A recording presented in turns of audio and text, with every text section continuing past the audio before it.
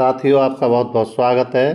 साथियों, इस वीडियो में वो 30 प्रश्न हैं जो यूपी टेट 2022 की परीक्षा में पूछे गए थे।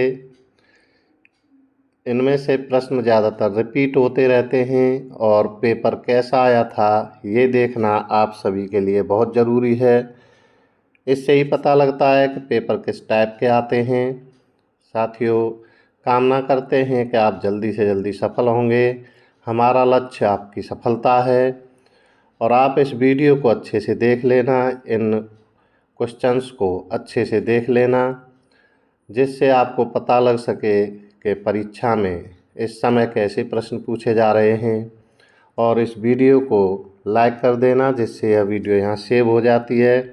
तो देर न करते हुए साथियों, आइए चलिए प्रश्नों पर चलते हैं, जिससे वीडियो लंबा न हो, आपका समय ज़्यादा न लगे। तो साथियों, ये पहले पैराग्राफ है। आदि आर्य घुमक्कड़ ही थे, यहाँ से वे घूमते ही रहते थे। घूमते भटकते हुए भारत पहुँचे। यदि घुमक्कड़ी का बाना उन्होंने न धारण किया होता, यदि वो एक स्थान पर ही रहते, तो आज भारत में उनके वंशज न होते। भगवान बुद्ध घुमक्कड़ थे, भगवान महावीर घुमक्कड़ थे। वर्षा ऋतु के कुछ महीनों को छोड़कर एक स्थान में रहना बुद्ध के वंश का नहीं था। 35 वर्ष की आयु में उन्होंने बुद्धत्व प्राप्त किया। तो साथियों, ये पैरा है, इसको आप अच्छे से पढ़ लेना। और इससे संबंधित जो प्रश्न हैं ये हैं इसमें। तो पहला प्रश्न है इससे संबंधित साथियों कि घुमक्कड़ शब्द में कौन सा प्रत्यय है। तो जो घुमक्कड़ शब्द है उसमें प्रत्यय कौन सा है साथियों। तो इसमें जो प्रत्यय है ये है ऑप्शन नंबर 1, अक्कड़। अगला प्रश्न है, महावीर स्वामी का जन्म कहाँ हुआ था। तो साथियों, महावीर स्वामी का जन्म कहाँ हुआ था, तो ये है आपका वैशाली में। स्वच्छंद में कौन सी संधि है। जो शब्द है स्वच्छंद, इसमें संधि कौन सी है, तो इसमें आपकी व्यंजन संधि है। अगला आपका प्रश्न है,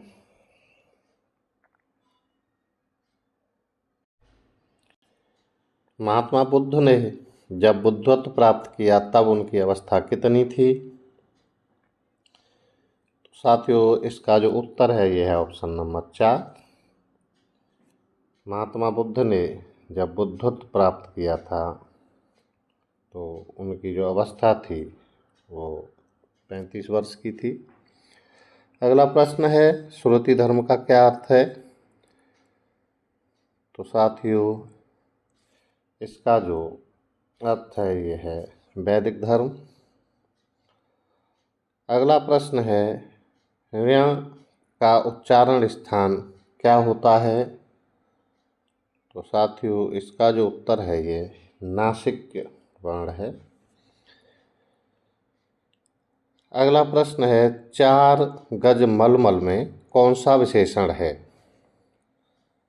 तो साथियों, 4 गज मलमल में कौन सा विशेषण है, तो ये परिमाण बोधक विशेषण है इसमें।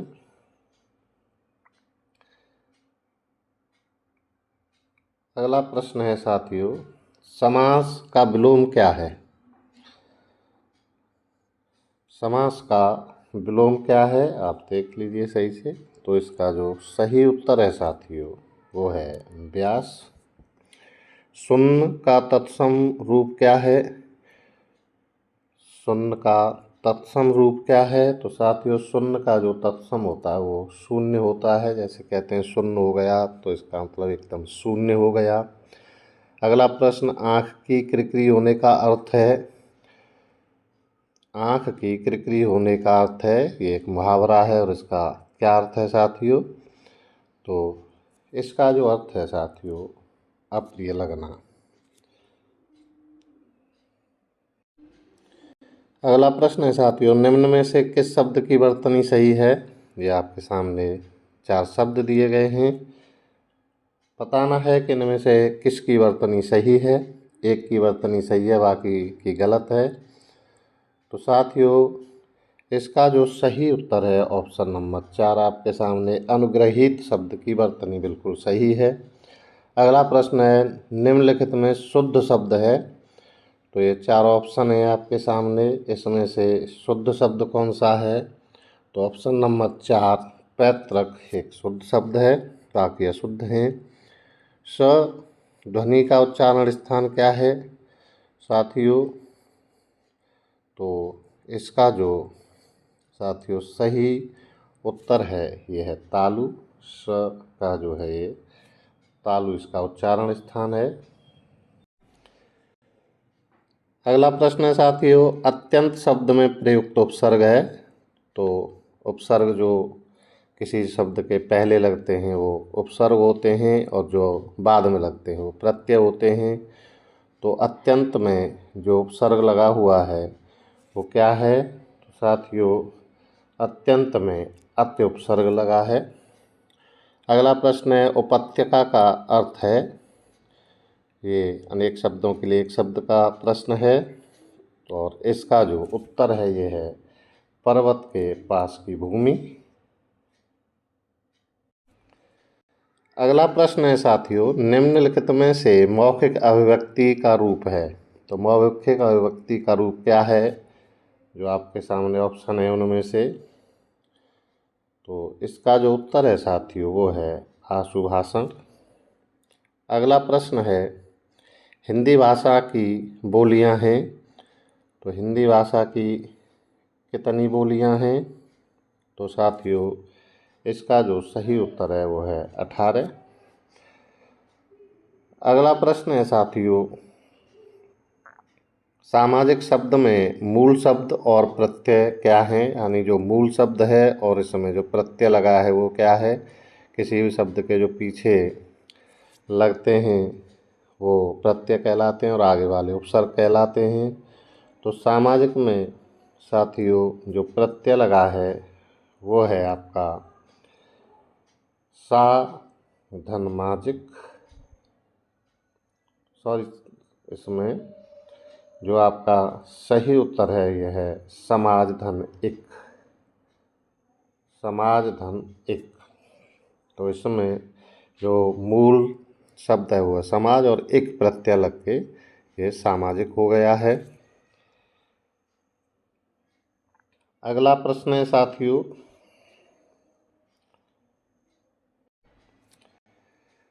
तद्भव पत्रिका के संपादक का नाम है। तो साथियों, इसका जो उत्तर है तद्भव पत्रिका के संपादक कौन हैं? तो इसका जो सही उत्तर है ये है अखिलेश। अगला प्रश्न है साथियों, 12 बरस लौ कुकर जीवै अरु 13 लौ जियै सियार। यह पंक्ति किसकी है? तो साथियों, ये जो पंक्ति है ये है जगनिक की। अगला प्रश्न साथियों, अकाल का पर्यायवाची है। इनमें से अकाल का पर्यायवाची क्या है? तो साथियों, इसका जो उत्तर है वो है ऑप्शन नंबर 1 दुर्भिक्ष। दुर्भिक्ष जो है अकाल का पर्यायवाची है। अगला प्रश्न है, निम्नलिखित वाक्यों में से कौन सा मिश्र वाक्य है? तो साथियों, इसका जो सही उत्तर है अध्यापक देखते हैं छात्र पढ़ते हैं, ऑप्शन नंबर 3। अध्यापक देखते हैं छात्र पढ़ते हैं, ये एक मिश्र वाक्य है। अगला प्रश्न है साथियों, जिसकी पूर्व से कोई आसान हो के लिए एक शब्द है। तो जिसकी पूर्व से कोई आसान हो इसके लिए जो एक शब्द है साथियों वो है अप्रत्याशित, ऑप्शन नंबर 4 इसका उत्तर है। अगला प्रश्न है, मुझसे उठा नहीं गया वाक्य में वाच्य है। तो इसका जो सही उत्तर है साथियों वो है भाववाच्य। अगला प्रश्न है, निष्कपट शब्द का संधि विच्छेद है। तो साथियों, निष्कपट का आप जहाँ भी आपको स दिखाई दे बीच में, तो आप समझ लीजिए कि वहाँ पर आपका विसर्ग आना है। तो साथियों इसका जो संधि विच्छेद होगा वो होगा ऑप्शन नंबर 1, ने विसर्ग हो गया और उसमें कपट जुड़ जाएगा, तो इस तरह निष्कपट हो जाएगा। अगला प्रश्न है साथियों, किस देश में हिंदी भाषा का प्रयोग लिखने एवं बोलने में किया जाता है? तो आपके सामने देश दिए गए हैं, इनमें से हिंदी भाषा का लिखने और बोलने में प्रयोग किस में किया जाता है? तो साथियों इसका जो सही उत्तर है ये है मॉरिशस। इसमें काफ़ी हिंदी भाषी रहते हैं, इसलिए वहाँ हिंदी का प्रयोग किया जाता है। अगला प्रश्न है, सूरसागर किस भाषा की रचना है? तो साथियों जो सूरसागर है वो किस भाषा की रचना है? इसका जो उत्तर है कि ये ब्रज भाषा की रचना है। अगला प्रश्न है, वीरों का कैसा हो बसंत कविता किसने लिखी है? बहुत ही विख्यात कविता है साथियों ये वीरों का कैसा हो बसंत। और साथियों ये जो लिखी है सुभद्रा कुमारी चौहान ने।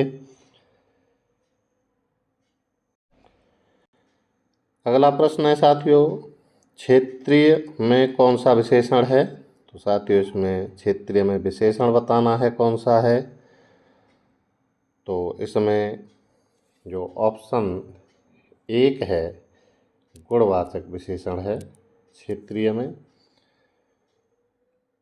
अगला प्रश्न है साथियों और ये अंतिम प्रश्न है, चौराहा शब्द में समास है।